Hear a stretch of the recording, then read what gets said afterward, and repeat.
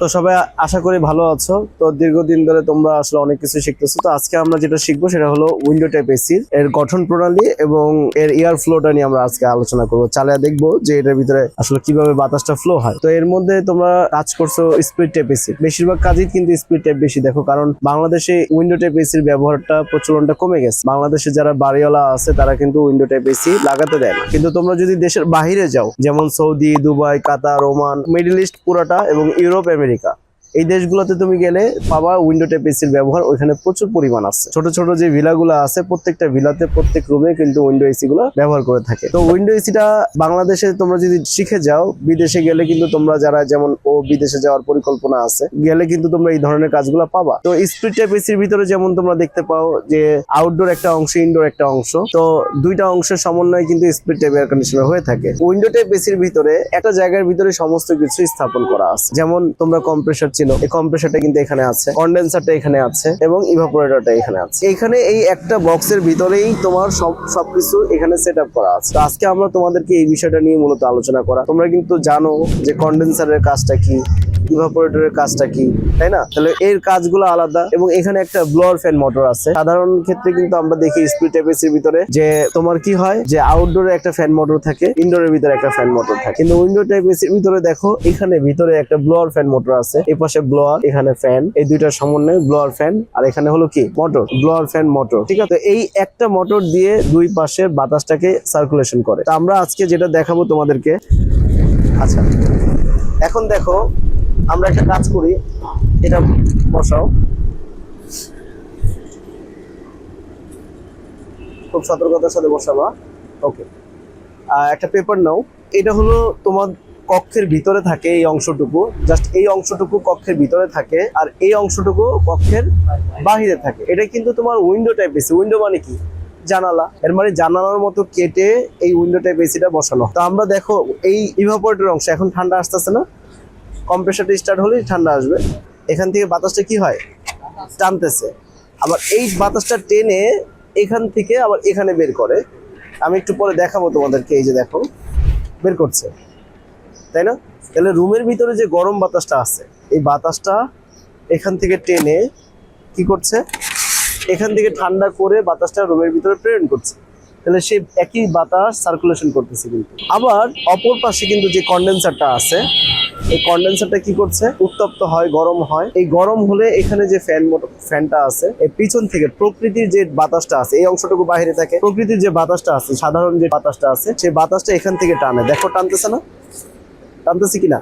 আমরা ভিতরে ঢুকাবো না, ঢুকালে ভেঙে যেতে পারে, পাখাটা ভেঙে যেতে পারে, খুব সেন্সিটিভ পাখা। এখান থেকে বাতাস ঢোকে, কিন্তু এখান থেকে বাতাসটা কি হয়, বের হয়ে যাচ্ছে। কিন্তু দেখছো, এই বোঝা যায় কি যে বাতাসটা এখান থেকে বের হয়। এইভাবে কি করে এয়ারটাকে সার্কুলেশন করে কক্ষের বাহিরে কি করবে, বাতাসটা বের করে দিবে। এর মানে নর্মাল বাতাসটা নিয়ে এই কন্ডেন্সারটাকে ঠান্ডা করে গরম বাতাসটাকে প্রকৃতির মধ্যে ছেড়ে দিবে। এইভাবে করে তোমার একটা উইন্ডো টাইপ এসি কন্টিনিউয়াসলি যখন কাজ করে, তখন এইভাবে তোমার এই পুরো কার্যক্রমটা চালু রাখে। এখন আমরা এটা একটু উপরে উঠাই। এখন দেখা যায় এই যে এখান থেকে এই যে বাতাসটা টেনে, দেখো তোমরা এখান দিয়ে দেখো, এই যে দেখো বাতাসটা টানতেছে না, এখান থেকে কিন্তু টানতেছে, খেয়াল করো, টানতেছে না, টেনে এখান থেকে কিন্তু বের হচ্ছে। হাত দাও, হাত ঢুকানো যাবে না, দেখছো যে বের হচ্ছে না, জিনিসটা কি বুঝতে পারতেছো? আচ্ছা, আমরা মেশিনটা অফ করে দিই। এটা কিন্তু তোমার কন্ট্রোল বক্স, এখান থেকে তোমার মেনলি পুরোটাকে কন্ট্রোল করা হয়। এটা সার্কিট সিস্টেম। নর্মালি যেগুলো থাকে এগুলো অ্যানালগ, যেমন থার্মোস্ট্যাট সুইচ থাকে, সিলেক্টর সুইচ থাকে, অন্যান্য সুইচগুলো থাকে। সেখানে তোমার কন্ট্রোল বক্সটা এখানে আধুনিক একটা উইন্ডো টাইপ এসি, যার কারণে এখানে তোমার কি করলো যে একটা ইলেকট্রনিক সার্কিট দিয়ে কন্ট্রোলিং করা হলো। এখানে একটা সেন্সর আছে, এটাকে বলা হয় রুম টেম্পারেচার সেন্সর। এটার কাজ হলো কাইন্ড অফ থার্মোস্ট্যাট সুইচের মতো কাজ। থার্মোস্ট্যাট সুইচ যেভাবে তোমার নির্দিষ্ট টেম্পারেচার আসার পরে কি করে, কম্প্রেসারকে বন্ধ করে দেয়, এই সেম কাজটা এই সেন্সরটা করে থাকে। এটার নাম কি, রুম টেম্পারেচার সেন্সর। আর এখানে একটা সেন্সর আছে যেটা হলো পাইপ টেম্পারেচার সেন্সর। এটার নাম কি, পাইপ টেম্পারেচার সেন্সর। এই সেন্সরটা তোমার কিন্তু স্প্লিট টাইপ এসিতেও আছে, দুইটা সেন্সরই কিন্তু আছে, একইভাবে কাজ করে। এটার কাজ হলো কি, এটাকে তোমার টেকনিশিয়ানরা অনেকে ভাইস সেন্সর বলে, অনেকে এটাকে তোমার আইস কাটার বলে, কিন্তু এটা সঠিক নাম হলো পাইপ টেম্পারেচার সেন্সর। আর এটাকে অনেকেই বলে থার্মোস্ট্যাট সেন্সর, কিন্তু এটার নাম হলো রুম টেম্পারেচার সেন্সর। আমরা সঠিকটাও জানলাম, লোকালটাও জানলাম, কোনো সমস্যা নাই। তো এই যে তোমার যে সেন্সরটা আছে, কোন সেন্সর এটা? Pipe temperature sensor. এটার কাজ হলো যদি ইভাপোরেটরে ময়লা আসলে বাতাস সার্কুলেশন না করতে পারলে আইস জমে যাবে। যদি আইস জমে যায় তাহলে এই আইসটাকে কাটানোর জন্য এই যে তোমার যে সেন্সরটা আছে, এই যখন সার্কিট বোর্ডের ভিতরে সিগন্যাল দিবে তখন কম্প্রেসারটাকে সে বন্ধ করে রাখবে। বন্ধ করে রাখলে আলটিমেটলি বরফ কি করবে? গলে যাবে। সিম্পল জিনিস। তাহলে এই সেন্সরটার কাজ আর এই সেন্সরটার কাজ বুঝতে পারছো না? আবার এখানে দেখো, এখানে একটা কিন্তু সুইং মোটর আছে। সুইং মোটর আছে কিনা? এই সুইং মোটরটার কাজ কি? এই এয়ারটাকে ফ্লো করা। এখানে সুইং ব্লেড আছে। তাহলে এখানে এটা তোমার চেপার মোটরও বলে, সুইং মোটরও বলে। তো এই মোটরটার কাজ হলো এই সুইং ব্লেডটাকে বা সুইং লোভার বলে, এগুলো কি করে?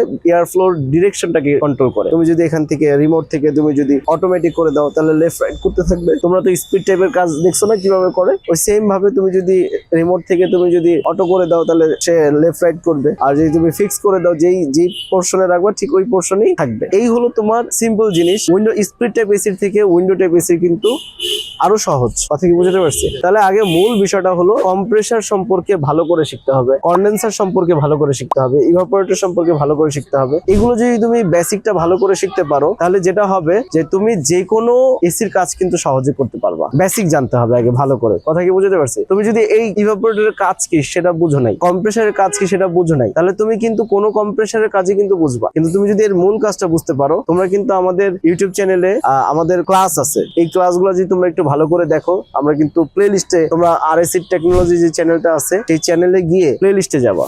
প্লে লিস্টে গেলে দেখবা যে কম্প্রেসারের একটা ক্লাসিক করা আছে, ওখানে 4টা ভিডিও আছে। এই 4টা ভিডিও যদি তুমি দেখো তাহলে তুমি কিন্তু কম্প্রেসার সম্পর্কে অনেক বিস্তারিত জানতে পারবা। তারপর যদি ফ্রস্ট টাইপ রেফ্রিজারেটর সম্পর্কে জানতে চাও তাহলে ওখানে একটা প্লে লিস্ট করা আছে। তারপর নন ফ্রস্ট টাইপ রেফ্রিজারেটর যদি জানতে চাও ওটার একটা প্লে লিস্ট করা আছে। এর মানে তুমি যখন অবসরে থাকবা তখন এই প্লে লিস্ট গুলো যদি তুমি দেখো তাহলে যেটা তোমার হবে যে তোমার জ্ঞান কিন্তু বৃদ্ধি হবে। এবং আমরা সুযোগ পেলে, আমরা আসলে সময় সুযোগ পাই না, কারণ আমাদের তো জানো প্রচুর পরিমাণ টেকনিশিয়ানদের কাজে পাঠাতে হয়, ওদেরকে ম্যানেজ করতে হয়। তো আমরা চেষ্টা করবো আগামী শীতে ইনশাল্লাহ আরো কিছু প্লে লিস্ট তৈরি করতে যাদের শিক্ষা ক্ষেত্রে কাজে লাগবে। কথা কি বুঝতে পারছি? এই বিষয় নিয়ে তোমাদের কোনো প্রশ্ন আছে কি? কোনো প্রশ্ন নেই? আচ্ছা, থ্যাংক ইউ। তো আশা করি তোমরা এই পুরো গঠন প্রণালীটা বুঝতে পারছো। এগুলো তোমাদের কাজের ক্ষেত্রে লাগবে। তারপর আমরা তো নিয়মিত ক্লাসের মাধ্যমে ইনশাল্লাহ আরো শিখবো। ঠিক আছে, আমরা আমাদের এই লক্ষ্য সেটা লক্ষ্যে পৌঁছাতে পারবো ইনশাল্লাহ। ধন্যবাদ। দক্ষ হয়ে বিদেশ যাব। We are from